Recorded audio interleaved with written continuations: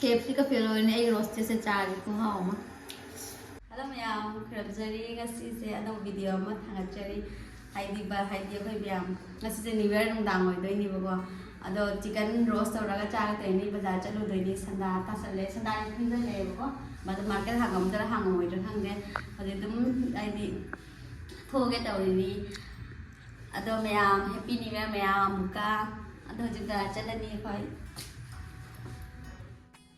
तो मैं चिकन खाने जी चांदो को तो का रोस्ट तो ड्रो नहीं हम रोस्ट से लगे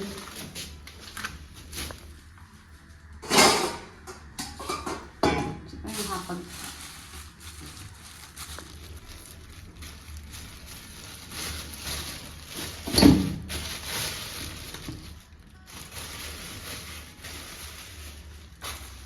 นี่ใช้เนี่ยมาคงแจ้งจ้ะWings is apa sih?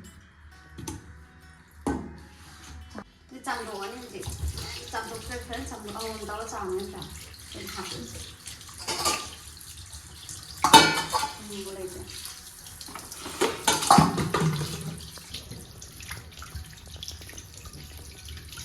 Bang usahari. Hemat tapi apa main nunggu itu berapa? Tahu nggak itu? Semuanya menunggu 6 bulan kan ya, saya jadi thùng cái gì tây thì thùng mắm nung đậm chẳng là bây giờ mun xuống mun là bây giờ nung đậm bây giờ ăn tao ăn đó mẹ ăn chỉ sẽ thùng này nhé tây sắn lên cái này thì mắm nung đậm hoặc là roast tàu bên này mắm nung là chẳng là bây nhé cái là du tàu trên mà đã hầm hà này nhé chụp ra hầm nó cầm thuộc cái này tăng đằng là tê dầm cầm ra thì tăng cầm đây mình rồi roast tàu bên này thôi cái gì rồi đó काम से तो मैं आमसी garlic paste का तंग हापते न मनुंग दने होरेन मना नुशी न बइने हाजन न बगी तंग हाप थांग हांग न जांग थांग बसन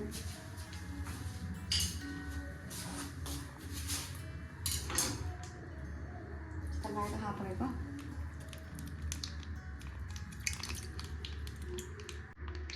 डाला चिरा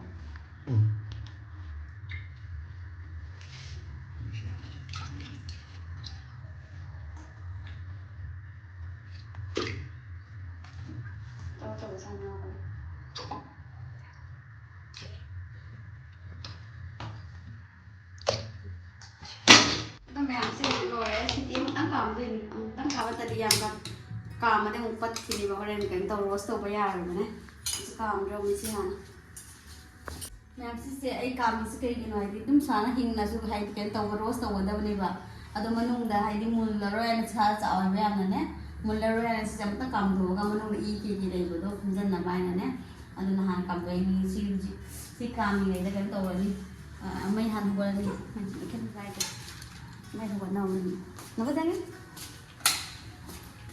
तो मैं हिजिक मैं हवतले मैं तान तहालिनी बने सासू जे फुट लोयदना इंहन बगे थम्मी बने नहा लेगा से मैं तान तारगा फुथरगा याइबा हौदोम मैं तान तो फाका तारे मैं तान अदो मैं आमसी जे बोल लोरबदि खरा मुल्ला बनि से जामना मुन बनते को अदो सिजे हुजिक कन तो तोला थमदेनी पेस्ट सादो से इसगा तैरगा होरेन मचु तो फजाबगी ने जारा हम जाम जमने मचु से क्या बने हापो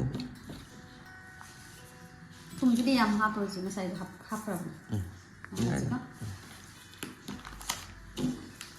से सगाई वाले से पे सगाई बजान हां चेंदी ओय जाम द सुजाई से तुम अमानी दा मनम द चंग जाम मदि अकुम हावरा सगाई से जाम हापो कितंग हापो रा हां जाए मेरे को पता पता ना मेरे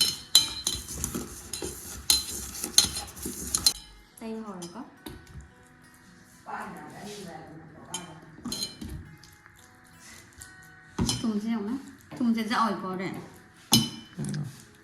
नालू पसंद नालू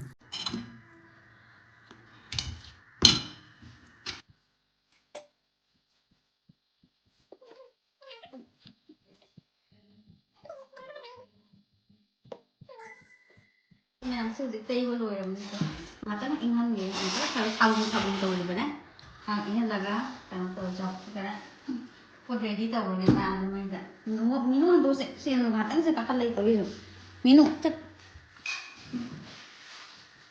ꯃꯌꯥꯝ ꯁꯤꯗ ꯍꯥꯞꯆꯤꯟꯕ ꯂꯣꯏꯔꯕꯅꯤꯁꯦ ꯊꯝꯗ꯭ꯔꯣꯕꯅꯤꯅ ꯃꯣꯟ ꯇꯧꯔꯒ ꯃꯌꯥꯏꯗ ꯑꯣꯏꯅ ꯊꯝꯒꯦ ꯈꯔ ꯆꯥꯎꯕꯁꯦ ꯌꯥꯒꯗ꯭ꯔꯣ matak maka tam do kata yan wings tum amana mata tam di amana maka ama sono le apa ke pe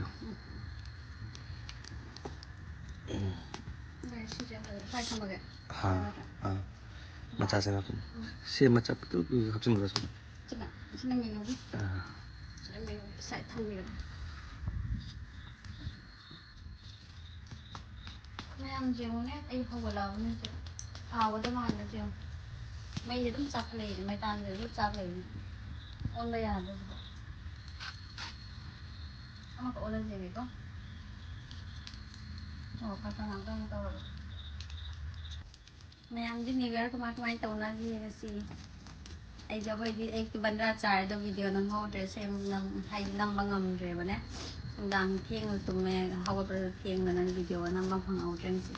Anh đang hiểu là sẽ chơi đầu đấy. Mình nuôi dưỡng tay chân mèo đó, mà khát đấy mà cũng khát đầu đi.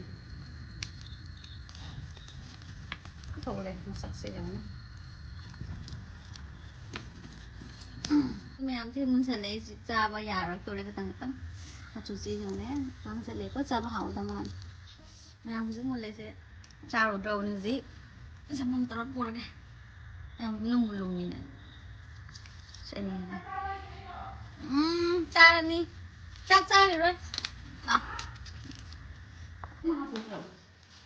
Cái đó là tiền. Mày em hay được cha rồi này sẽ em không cha này tới đi hết mày em dùng cái mắm cha mình ăn mắm cha là bây giờ sẽ xin xí pí sẽ mày cha. xin là làm phải chứ xin phải chứ. Xin cha rồi đó. sẽ dùng đi thằng Cái mày em được cha rồi nè. Xin là khói phải giờ mà khói phải giờ rồi em khăn cha rồi. Các bạn thấy hàn hồ dễ hơn sẽ hàn ra.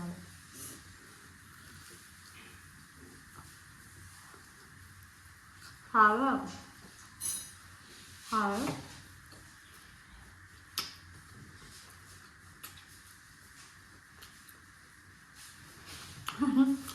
Hào lắm hào. Em mới không hào không được. Hào bao nhiêu? Một cú xin là pam này. Hả? Mây mà nó đó, ăn căng.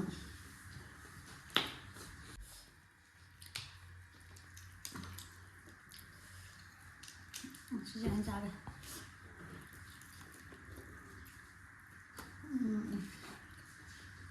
Có hồng.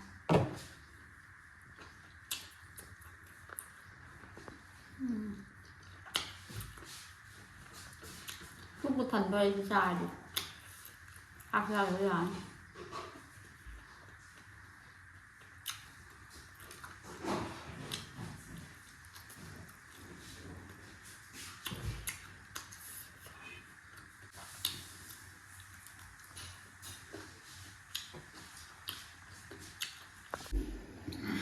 Em hào ấy. KFC cà phê rồi này egg roast sẽ trả được cũng hào mà. Chúng không ra.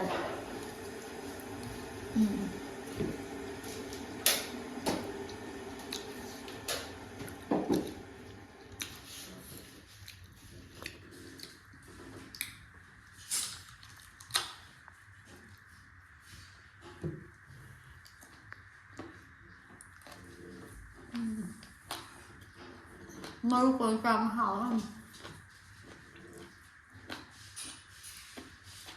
Anh xong rồi cho nên là mời.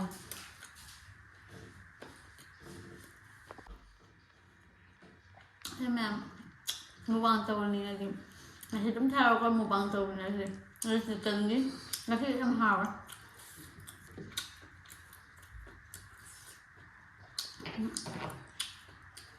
Maru sẽ bầm chạy Maru chụp tầng này.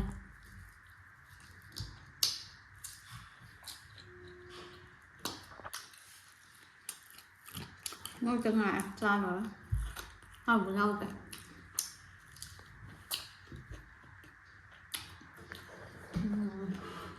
hả một lúc sạch rất là từ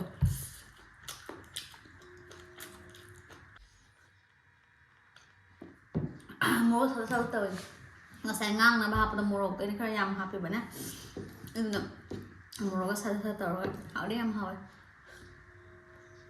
murok ra dari cha ra hay đi hao rồi banget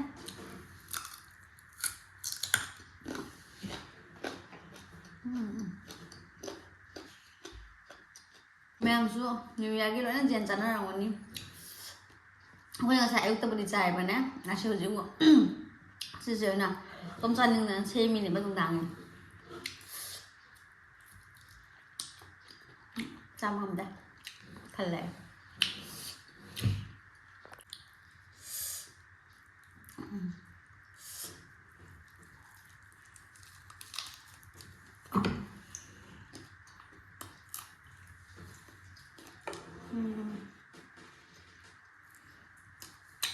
Anh chắc chắn rồi, bữa thời đấy thì gặp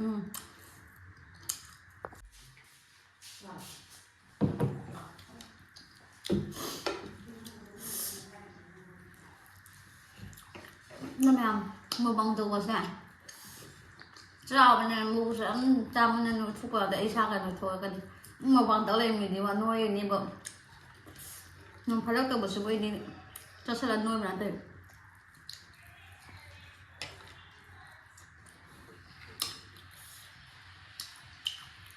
ai quay một sang ngầm rồi phụ thật là suy tê sang ngầm rồi mua sao tất tàu rồi đợi hảo em hào rồi nghe tầm tao nó phụ sang ngầm rồi ai khăn giờ nó cũng mà xem mà nói cha kìa này nó nói sao ngầm rồi mẹ một băng sẽ lôi lên này ngầm rồi làm sao mình lại sai đi ai ngầm rồi và nè phụ sẽ cả mà rồi lại vậy đó thì mà rồi sẽ chụp trộm chụp baga nè nó baga mình nó bây giờ đây nè anh nói chuyện này không ai biết đấy anh ta mới chuyện này đó mẹ chị hay đi chị cái rồi cha rồi cha tôi hay cha tôi mà đem một thai điều gì chắc chắn là sân bay phục sự bắt thành là hào với hầm hào rồi đó mẹ am cái hành năng là happy new year mẹ ada anh ấy yêu channel sẽ mẹ cũng support được vì ramu ada ngasi video sẽ đúng là channel mẹ mà thằng video đó mu phăng là gì bye bye